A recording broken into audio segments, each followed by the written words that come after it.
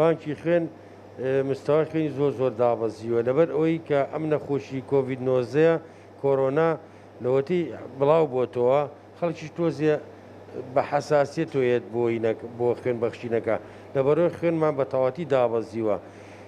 ئێمە لە ڕۆژانە پێویستمان بە 120 بۆ 140 بوتڵ خوێن هەیە. ئیستا حالیان لە باقی خوێنمان دابەزیوە لە 140 بۆ 150 بوتڵی ڕۆژانە گەیشتونەتە 40 یان 50 بوتڵ.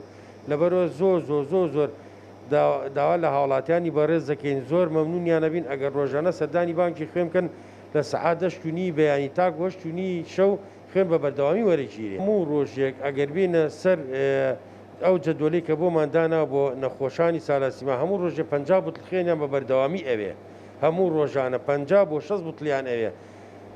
بە هەمان شێوەش خەسەخانەی شێرپەنجە ئەوانیش هەموو ڕۆژێ ئەگەر بۆ جەدوەلە بڕێن 30 بوتڵێکیان ئەوێ. یعنی بێژگە لە خەسەخانە ئەهلیەکان و خەسەخانە حکوومیەکان بەس سالاسیما و شێرپەنجە هەموو ڕۆژێ 80 بۆ 100 بوتڵ خوێنیان ئەوێ.